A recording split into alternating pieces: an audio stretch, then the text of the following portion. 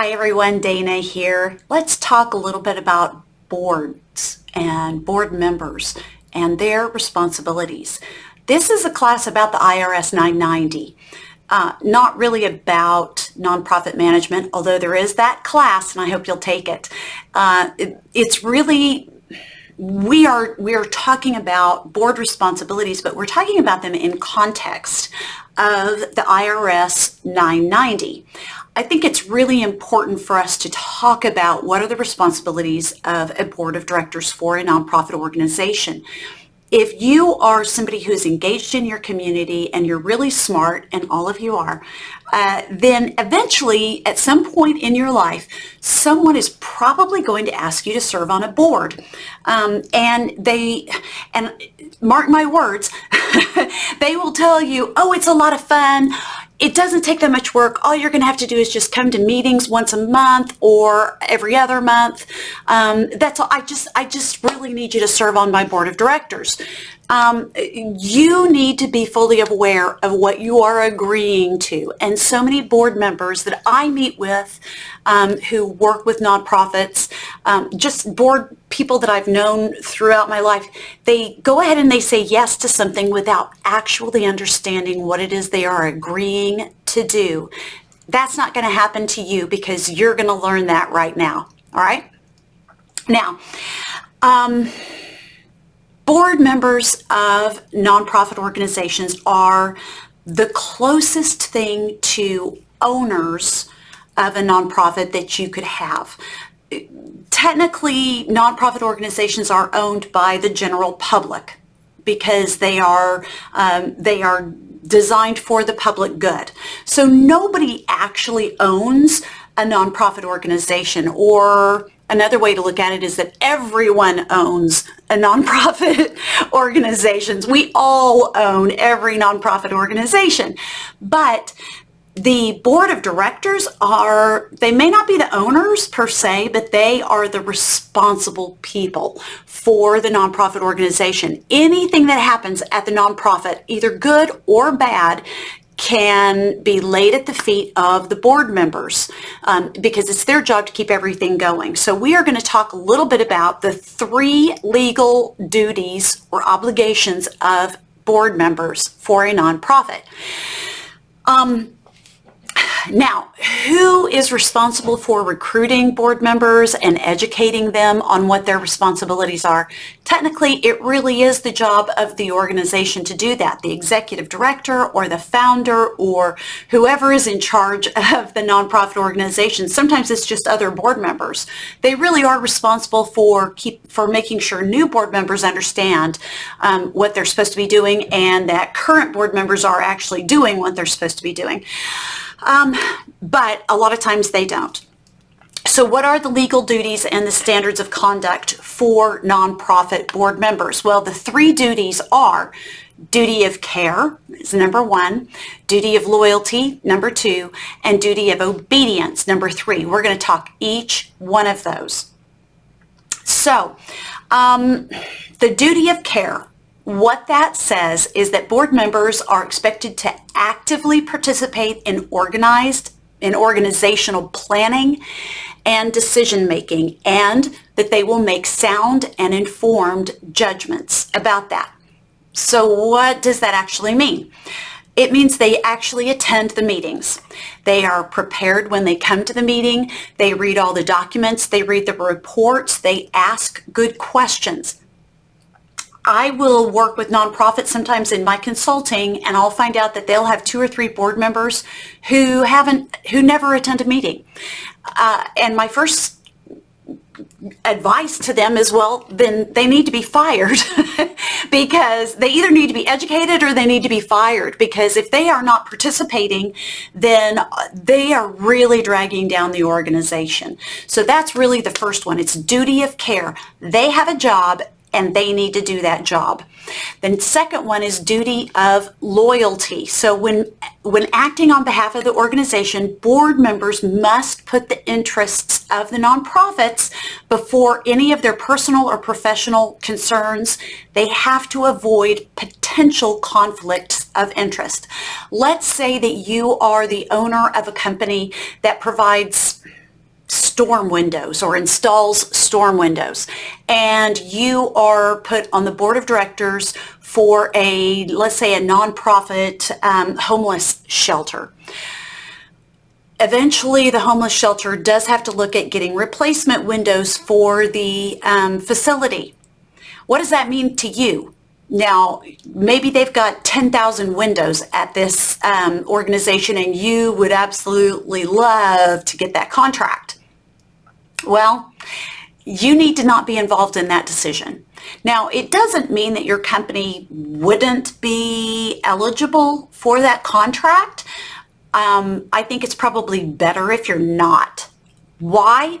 Just because you want to avoid potential conflicts of interest.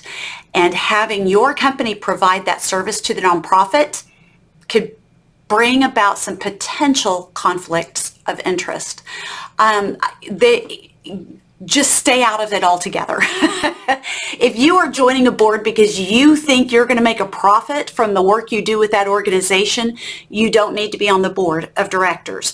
Now, if your company goes ahead and is able to offer a very high quality product for the organization, and let's say you do it at cost, where you're not making any profit at all, hey, that's great. That happens all the time. And you sort of are writing off a lot of the costs as a donation. That's perfectly acceptable, and there's very little conflict of interest problem there, as long as you really are providing a high quality product and you're not just throwing something in there and not doing a good job. All right, so the third duty is duty of obedience. And so that means that you are going to ensure, if you are on the board of directors, you're going to ensure that the organization is following all of the laws associated, federal, state, local laws and regulations, and that the organization remains committed to its established mission.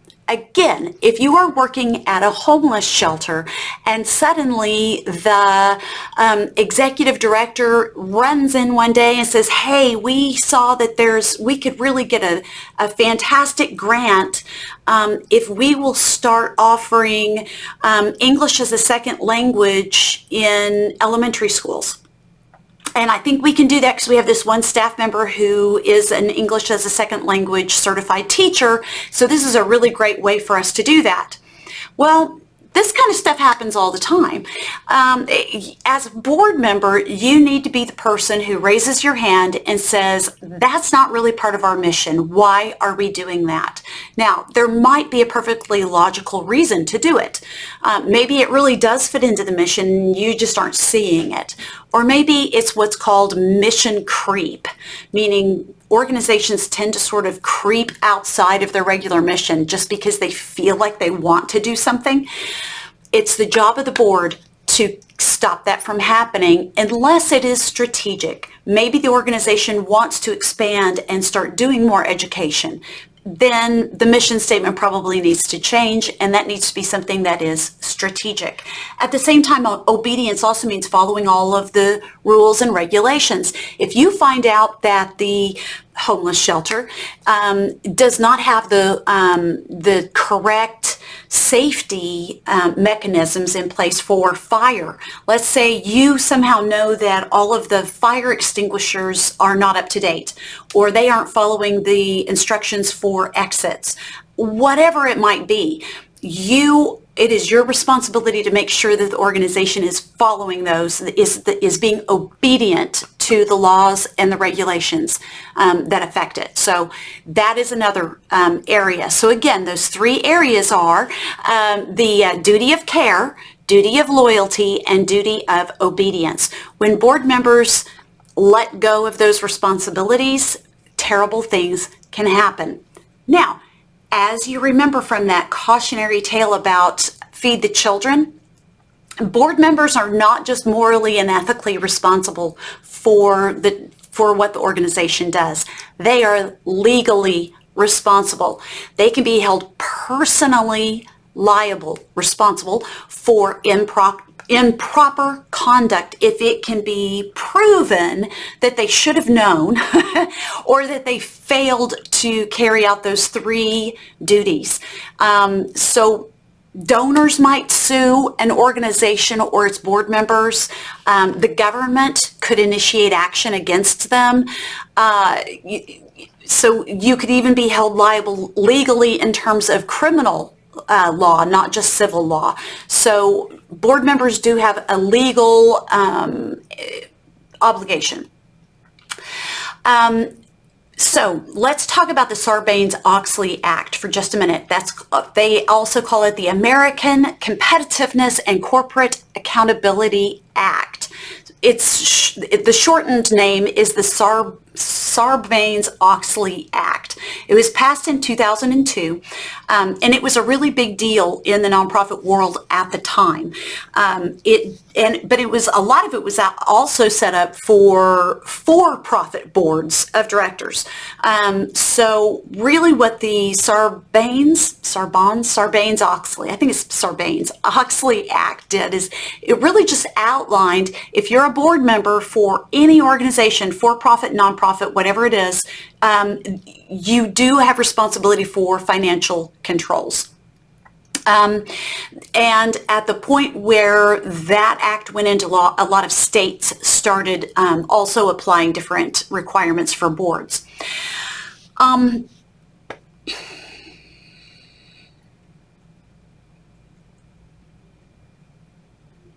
think that's all I need to say about this. If you've got questions, please do let me know. The main idea that I'm wanting you to grasp is that nonprofit boards of directors have responsibilities, and they need to understand what those responsibilities are, and they need to take action for them. So, well, that's all I got. Okay, good luck. Bye.